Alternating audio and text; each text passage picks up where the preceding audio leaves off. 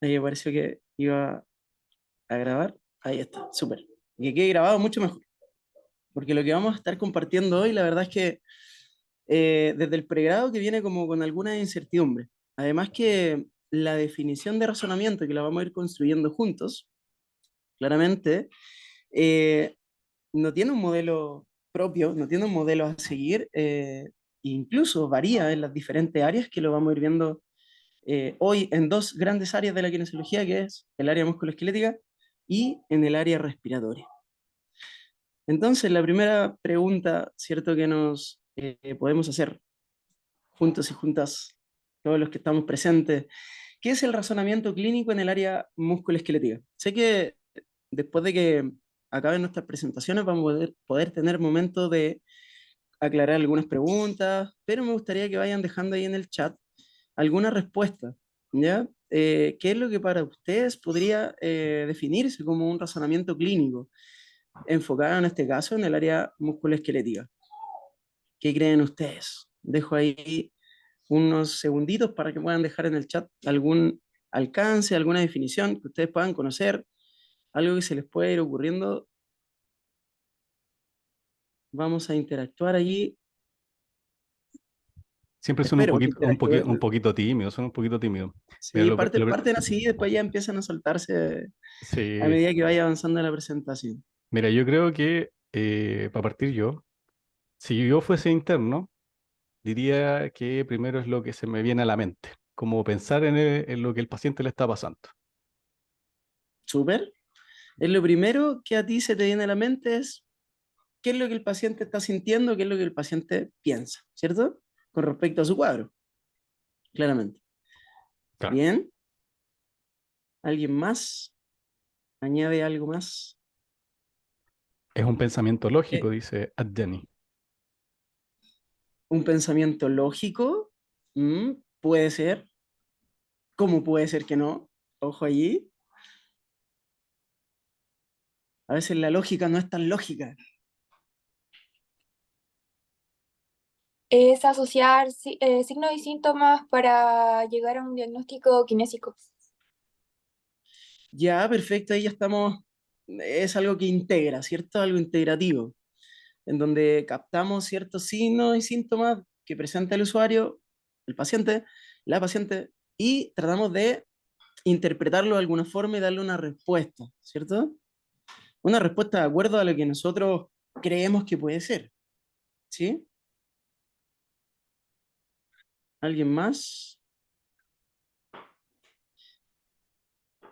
Pensamiento e integración de los que nos comenta el usuario, Manuel dice por ahí. Es saber qué hacer éticamente con un usuario no siguiendo protocolos. Ya. Por ahí podemos ir construyendo la definición que en realidad no está tan clara. Por aquí presento algunos documentos en donde han tratado de llegar al consenso en el concepto mismo del razonamiento clínico y nos vamos a dar cuenta que la verdad tiene harta variabilidad e incluye muchas cosas para poder llegar a un razonamiento clínico. Y déjenme decirle como primicia de que en realidad es muy dependiente también del evaluador, del tratador, en este caso del profesional de la salud. Así que en realidad tanto importante es lo que el usuario nos pueda comentar, pero tanto importante es también lo que nosotros como profesionales vamos a interpretar con lo que nos está entregando el usuario. ¿Bien? Y por aquí vamos a ir aclarando algunas cositas, vamos a ir derribando algunos mitos quizás vamos a ir confirmando otras cosas que tú ya has escuchado, para que se pueda ordenar esto y podamos llegar. Es difícil llegar a un consenso porque finalmente todos van a hacer las cosas como creamos, eso es lo malo, entre comillas, de nuestra profesión, ¿cierto? Que hay muchos llaneros solitarios, gente que hace prácticas que no están basadas en la evidencia, otros solo prácticas basadas en la evidencia, otros basadas en la experiencia, y así hay una variabilidad. Tú vas, son como las papas fritas. Las papas fritas son papas fritas, pero en todos lados no son iguales, pero son papas fritas. Pero en todos lados no las hacen igual, en algunas son prefritas, en algunas son más gruesas, en algunas son más delgadas, a uno le gustan más las del McDonald's, a otro le gustan más las del Dois, pero siguen siendo papas fritas, pero con diferentes formas, ¿cierto? Dentro de la kinesiología es un ejemplo práctico para poder entender que el razonamiento son como las papas fritas. Acá les presento el primer documento en donde se hizo una revisión, ¿cierto?, de conceptos y analizar un concepto con respecto a el razonamiento clínico. Y finalmente este estudio puede concluir lo siguiente, que se podría definir como una integración de habilidades cognitivas, psicomotoras y afectivas. Vamos con esa primera definición. Cognitiva, ¿cierto? Por tener el conocimiento y el desarrollo cognitivo para poder ayudar a la persona que tenemos enfrente, pero dice psicomotoras y también dice afectivas. ¿Por qué creen ustedes que un razonamiento clínico tiene que integrar habilidades psicomotoras? Voy leyendo. ¿Por qué creen El ustedes que tratamiento los... clínico igual es como biopsicosocial. Hay que ver todos los medios, po. O sea, es un todo, pues no es solamente tratar músculos, sino que hay que ver el tema de la familia, el ambiente, su trabajo, todo. Perfecto, me parece súper. De hecho, estamos hoy día navegando por el enfoque biopsicosocial. Por ahí incluso hay algunos autores que han ido completando el modelo, pero hoy es la base, ¿cierto?, de nuestros fundamentos, de nuestro tratamiento y de nuestra evaluación también. Pero le hago la pregunta desde otro lado. En relación al profesional, debería integrar habilidades cognitivas, psicomotoras y afectivas. El profesional. ¿Por qué creen ustedes que el profesional tiene que tener habilidades o integrar habilidades psicomotoras dentro de un razonamiento clínico? No, estamos en la primera definición todavía, ¿cierto?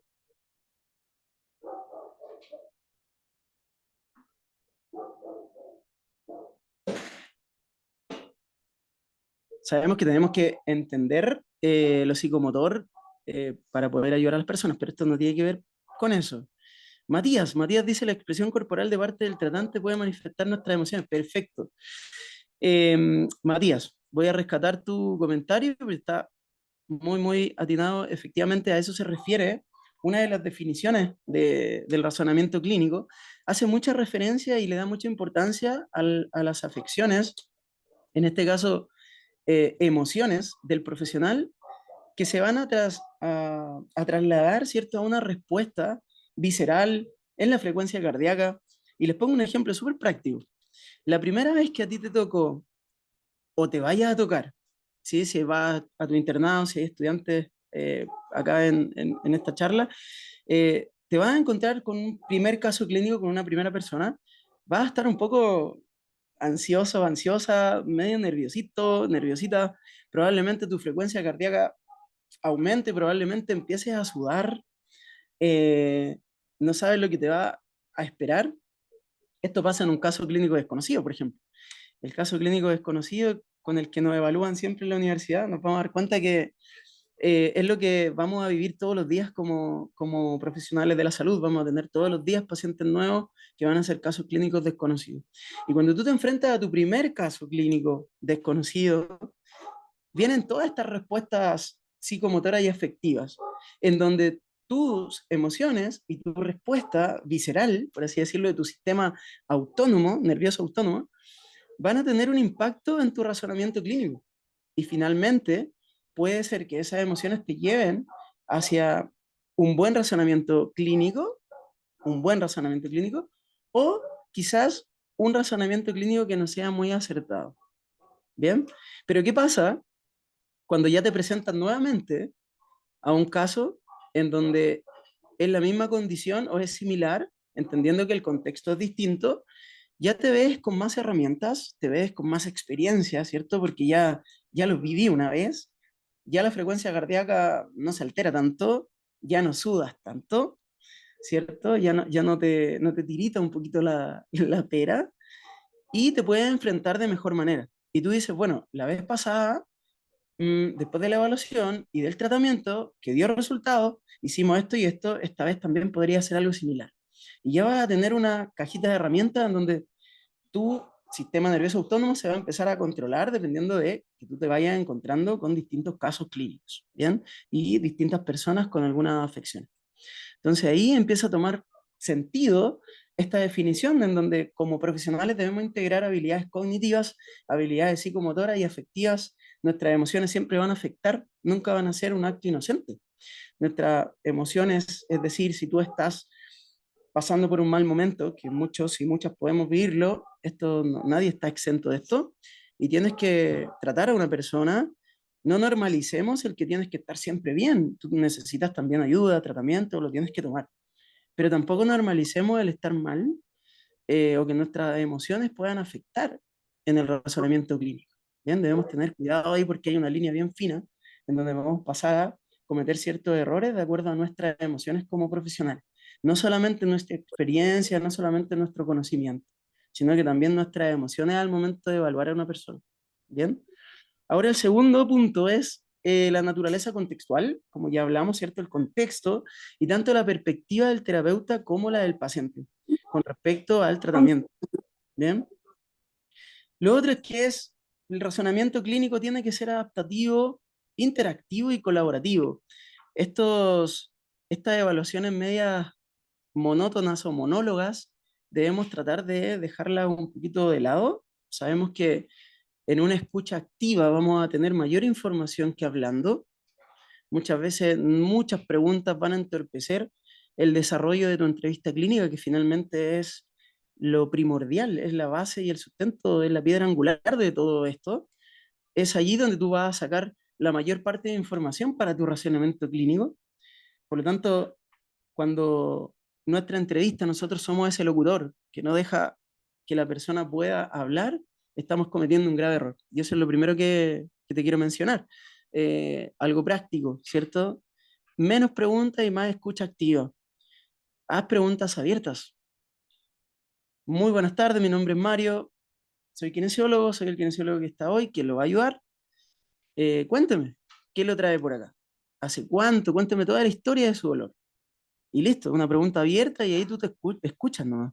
Puedes tener un librito para apuntar, puedes tener una pizarra, nosotros ocupamos una pizarra con plumón, en donde vamos anotando lo más relevante y cositas que después nos van a ayudar a ir ordenando, ¿cierto?, este razonamiento clínico, para poder llegar a un diagnóstico kinésico y finalmente poder planificar un tratamiento que esté de acuerdo y esté acorde, digamos, a la persona. No hay una receta, ¿ya? El razonamiento, si se dan cuenta, es una interacción de habilidades y no todos tenemos las mismas habilidades. Por lo tanto, hay algunas que debemos desarrollar sí o sí, y esa es nuestra tarea personal como desarrollo profesional personal, y otras se van adquiriendo en tu formación, ¿cierto? En tu universidad, es lo que te enseñaron tus profesores, y es lo que tú también después vas estudiando en los posgrados, en los cursos, en estas charlas, todo esto va sumando en tu desarrollo profesional y después en la aplicabilidad del razonamiento clínico. Y el resultado previsto es un enfoque biopsicosocial, como por ahí decía una colega o futura colega, para el manejo del paciente. ¿Bien? Por lo tanto, si se dan cuenta, es una definición bien amplia, pero un muy buen documento. Les recomiendo que lo puedan leer porque deja mucha claridad con respecto a qué es realmente el razonamiento clínico. ¿Bien? Acá les quiero compartir otro documento en donde demuestra el papel de la emoción del clínico y cómo impacta sobre el razonamiento clínico. Y todos podemos pensar de que nuestras emociones se deberían dejar de lado para poder llegar a un razonamiento clínico un poco más objetivo, ¿cierto? No sé si están de acuerdo conmigo con lo que acabo de decir, que el profesional debería dejar sus emociones de lado para poder llegar a un razonamiento clínico un poco más objetivo. Mm, suena mal, parece, o suena bien, no sé qué les parece. A ver si pueden dejar su respuesta por ahí. Depende. Doctor Mario, ¿me escucha? ¿Sí? Sí, sí, ahí sí. ¿Quién está por ahí? Aquí Bernardo Esquí, Bernardo Esquines. Bernardo, Bernardo. Bernardo. Te saludo, Oye, Bernardo. Gustazo. Dime. oye, yo creo que depende. Como diría todo comienzo, Esa es la respuesta depende. del Kine. Sí. No, mira, yo creo que depende porque igual, bueno, la reacción emocional, como en Grey's Anatomy cuando dicen que hay que dejarla de lado, que hay que entrar como un robot, yo encuentro que no es tanto entrar así como un robot y dejar las emociones de lado, sino que saber manejar lo que es la empatía, saber manejar el lenguaje corporal y bueno, no entrar y darle más problemas al paciente porque ya viene con más problemas, ¿entiendes? Sí, te Más que sigo. nada eso. Gracias, gracias por tu comentario. Efectivamente, nuestras reacciones emocionales, y esto da para largo, pero en lo general, pueden ser una ayuda y no un tropiezo frente al razonamiento clínico.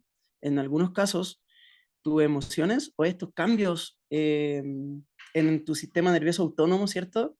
Esta sensación en el estómago, este nerviosismo previo a una evaluación o incluso en la misma evaluación, puede ser de mucha ayuda porque te puede estar alertando de algo que puede ser una banderita roja, por ejemplo. No sé si a ustedes les ha pasado, y pongo un ejemplo muy práctico en el área musculoesquelética, cuando llega una persona con dolor lumbar y tiene irradiación, ¿bien? Por lo tanto, te empieza a dar el relato, ¿cierto? Que le duele la espalda hace mucho tiempo, un dolor persistente, pero además de eso, tiene ya irradiación que ha ido aumentando, que partió en el glúteo, luego sigue por detrás de la pierna y ya termina en los deditos del pie y ya siente hormigueo en los dedos y que es de forma intermitente, pero cada vez se va haciendo más constante. Cuando el paciente, el usuario te dice esto, no sé si a ti te causa alguna sensación en tu sistema nervioso autónomo, como decir, chuta, puede ser un dolor neuropático, quizás ya cambia el escenario de un dolor lumbar inespecífico solamente, sino que ya tiene características más neuropáticas. Entonces tenemos que entrar a hacer pruebitas mucho más específicas para tratar de descartar o confirmar alguna condición, ¿cierto? Ahí ya entramos a los clústeres, ahí entramos a pruebitas más sensibles, más específicas, dependiendo de lo que queramos descartar o confirmar, ¿cierto? No sé si me van siguiendo, estamos poniendo el ejemplo de un caso clínico. Pero previo a eso, cuando te está dando el relato, en ti hay algunas emociones, hay algunas sensaciones como clínico. Uf, puede ser esto otro. Empieza a elaborar hipótesis, ¿cierto? Yo creo que todos deberíamos comportarnos más o menos así, dependiendo del ejemplo que yo les estoy dando. Eh, Eso puede ser usado a favor, porque claramente esa emoción, esa sensación en tu cuerpo que se está manifestando, te puede llevar a descubrir quizás algo de gravedad que realmente necesite otro tipo de intervención y no la terapia física, ¿cierto? Por lo tanto, si se dan cuenta, estas emociones te pueden ayudar a tener un razonamiento clínico mucho más acertado para el caso de la persona. Como también ya nos vamos a lo emocional contrario, ¿cierto? En donde tú emocionalmente llegaste mal a la consulta. A eso se refiere con que tú trates de dejarlo de lado, ¿ya? Ese tipo de emociones, pero no las emociones que tú sientes en el momento que estás evaluando, ¿bien? Ojo con eso porque todos y todas, sin duda alguna, no debería haber excepciones, hemos sentido alguna reacción emocional frente a algún caso clínico, sea nuestro primer caso clínico, sea nuestro segundo, tercero, cuarto, quinto, 1000 casos clínicos, aún así, en algún momento se despierta una reacción emocional que nos puede servir para poder llegar a un razonamiento clínico. Por lo tanto, no satanicemos eh, a las emociones que nosotros podamos sentir como profesionales. Y muchas veces, como se dice por ahí, escuchemos nuestro corazón. Escuchemos nuestro corazón. Sonó como muy poético quizás, pero creo que se entiende la idea de que esta respuesta en nuestro sistema autónomo puede tener un buen impacto en el razonamiento clínico. ¿Bien?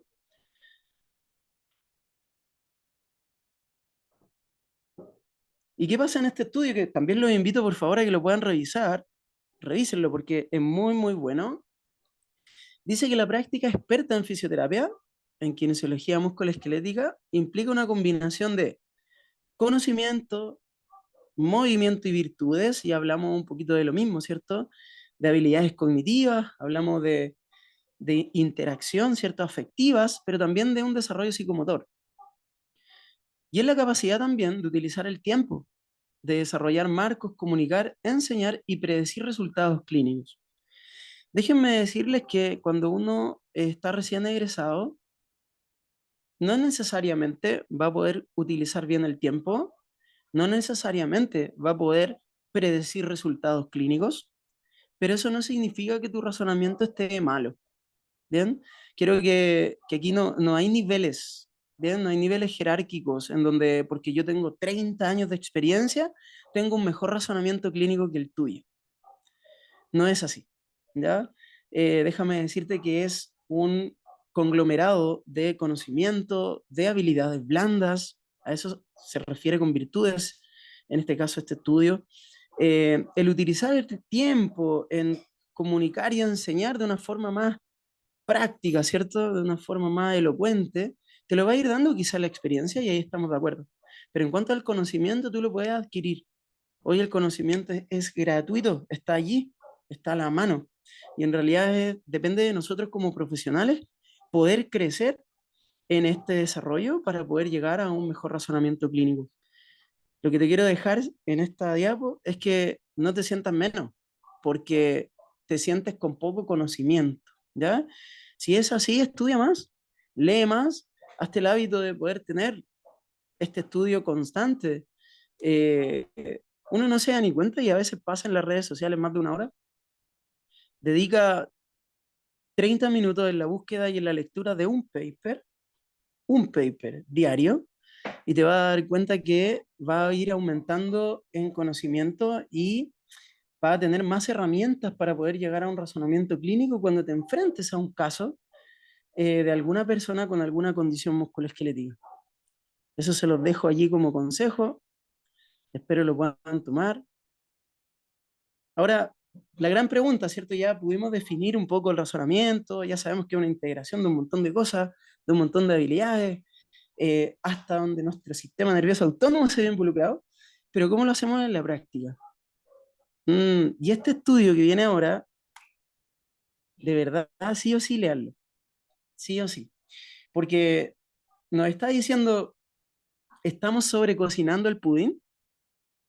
Em, ¿Y qué es lo que te expresa o qué es lo que te quiso mostrar este estudio? Es un estudio del 2019 en donde agrupó 4 grandes definiciones, que vamos a ir por cada una de ellas. La sobreexaminación, sobredetección, sobredefinición y sobretratamiento. Acá quiero que lo puedan leer quitándonos un poquito esa capa de superhéroe, de superkine. Yo me voy a quitar la capa del Doctor Mario y quiero que lo lean con la mente bien abierta. ¿Por qué? Porque van a ver que muchas de las cosas que quizás vamos a mencionar nos vamos a ver reflejadas. Y ahí vamos a decir, chuta, la verdad es que vamos a tener que tener más cuidado con algunas cosas, porque en resumen de este documento nos está diciendo que mucho no es mejor y que en el área clínica, sobre todo musculoesquelética, muchas veces mucho es peor. Y vamos a ir desarrollando cada uno de ellos. Por ejemplo, la sobreexaminación. Exámenes innecesarios. ¿Cuántos sabemos que hay un abuso de las resonancias magnéticas, de exámenes complementarios? Que hay casos que no lo necesitan, pero aún así, al no ser nosotros de primera consulta, pasan por un filtro médico primero y que por ahí muchas veces la praxis es enviar a tomar exámenes. Esto claramente aumenta el costo de la salud, esto claramente expone a la persona a radiaciones innecesarias y no tan solo eso, sino que al momento de tener el examen pueden haber hallazgos que en realidad no tienen importancia y ahí caemos al otro punto que es sobre detección, en donde la persona va por un dolor de rodilla, finalmente le hacen una resonancia en la cadera, en la zona lumbar y también en la rodilla, y termina con hernia lumbar, termina con pinzamiento de cadera, y solamente le dolía la rodilla. ¿Bien? Entonces, se toman decisiones clínicas por hallazgos clínicos sin importancia. Y aquí me quiero detener porque en la kinesiología, en el desarrollo práctico, para poder llegar a un razonamiento, nosotros muchas veces cometemos estos mismos errores. Voy a ser súper abierto con ustedes y muy directo. Por ejemplo, la evaluación postural. La evaluación postural, por muchos años, se utilizó para hacer una sobredetección de cosas. Un hombro más arriba, el otro más abajo, una cadera más arriba, el otro más abajo, el triángulo de la talla aumentado en este lado, en este otro no, y tratar de, miren, la persona iba por un dolor lumbar inespecífico, y terminó yéndose de la consulta con la cabeza anteposicionada, con un hombro más arriba, con un dorso curvo, con retroversión pélvica, etcétera, etcétera. ¿Ya? Es decir, una sobredetección de hallazgos clínicos que realmente hoy día no tienen mucho sustento. Yo les digo, por ejemplo, en la sobredefinición, pasando al tercer punto también, estos diagnósticos como por ejemplo la disfunción sacroiliaca, se las dejo allí, síndrome cruzado superior, síndrome cruzado inferior. Podría, ahí Bernardo pone un ejemplo, por ejemplo, tu dolor torácico es netamente tu síndrome cruzado superior. Y así hay una sobredetección de hallazgos clínicos que yo empiezo a entorpecer mi razonamiento finalmente. Dejo de escuchar a la persona y empiezo a poner el ojo clínico y empiezo a analizar la marcha y empiezo a analizar su postura, empiezo a analizar su sentadilla, que la rodilla no pase en la punta de los pies, etcétera, etcétera, y comenzamos a perder el tiempo. Déjenme decirles que hoy en el área musculoesquelética esas cosas ya no tienen sustento científico, y no se los digo yo, lo dice la evidencia. Encontrar un hombro más arriba y más abajo no tiene ningún sustento, al menos que sea una postura antiálgica por el dolor, que eso es distinto, ¿bien? Eso es diferente. A la persona le duele el hombro y si lo levanta le duele más, es por eso que lo baja, por lo tanto allí reproduce su signo concordante y ahí sí el hombro más abajo toma relevancia, pero no en una evaluación postural con la plomada que se la hacíamos a todos los pacientes por igual, ¿bien? Ahora en la sobredefinición pasa lo mismo, hay diagnósticos kinésicos sin sustento como los que les acabo de mencionar, como acortamientos del psoas, como acortamientos musculares en general, etcétera, etcétera. La verdad es que hoy día hay muchas cositas que en nuestra práctica clínica en el área musculoesquelética ya debemos empezar a dejar de lado y enfocarnos en lo más relevante, que es la persona, en sus limitaciones, en sus restricciones. Preguntas como, por ejemplo, en vez de tirar la plomada y evaluar su postura, es poder preguntar en qué momento su dolor se intensifica, en qué momento su dolor baja, en la noche cuando duerme despierta por el dolor, cómo es la calidad de su sueño, cómo se alimenta. No, yo trabajo por turnos, como una vez al día. Llego a mi casa a las 12 de la noche y ahí tomo desayuno, almuerzo y once. Esa es mi única comida al día. ¿Y cuántas horas duerme? No, como me acuesto con la guatita llena, duermo como 3 horas nomás. Y al otro día, dele que dele. Chuta. ¿Será por su postura?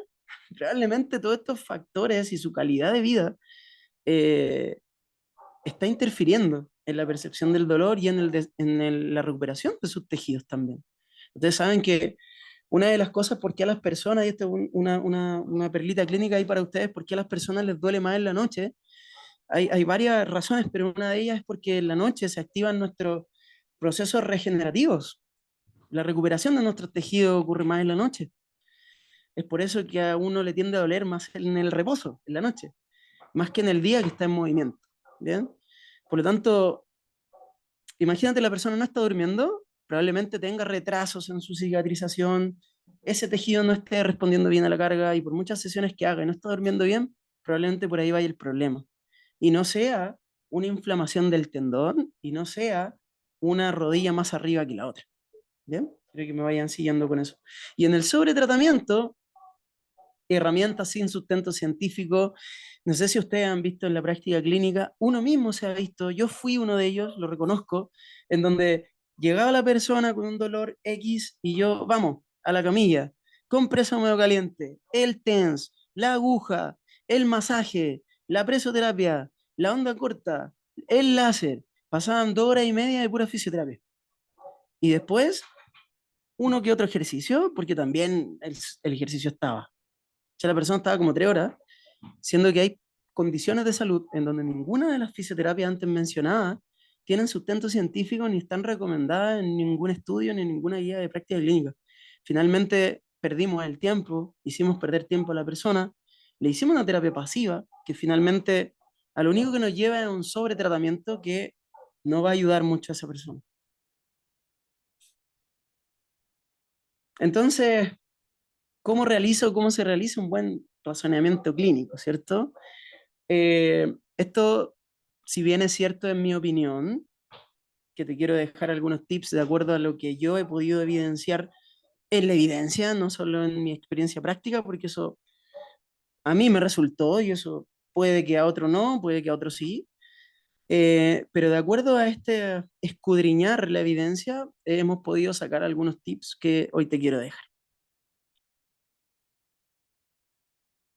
Y el primero es sacarnos un poquito este concepto de que nosotros somos ejecutadoras o ejecutadores de técnicas evaluativas y de técnicas de tratamiento. No somos máquinas.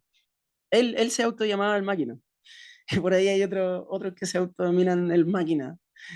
Pero no somos máquinas, ya ejecutadoras de técnicas. Ojo con la palpación. Es una de las primeras cosas que nosotros hacemos en nuestra evaluación. La persona llega, acuéstese en la camilla, cuénteme qué le pasó. No, mira, me duele la rodilla, a ver, descúbrase la rodilla. Vamos palpando la rodilla, ¿ya? Con nuestros deditos, primero que todo, no vamos a poder ver ningún tejido más que solo la piel, ¿bien? Nuestros deditos no tienen ojos, ni tampoco son ecógrafos, ni resonadores magnéticos en donde vamos a ver alguna inflamación, ¿cierto? Podemos ver algunas características como el signo de la fobia, podemos ver características de la inflamación, sí, estamos de acuerdo, pero eso tampoco nos está diciendo mucho porque nuestros ojos también lo están viendo, ¿bien? Ojo con los test o pruebas diagnósticas. Muchas veces todavía no nos termina el relato la persona a quien queremos ayudar y ya estamos haciendo test ortopédicos y pruebas diagnósticas que no tienen ninguna validez. Déjenme decirle una. El test de Gillette, por ejemplo. Usted tiene una disfunción sacroiliaca. No nos está diciendo nada, ¿ya? Eso sería una sobredetección y una sobredefinición, que te va a llevar probablemente a un sobretratamiento, ¿bien?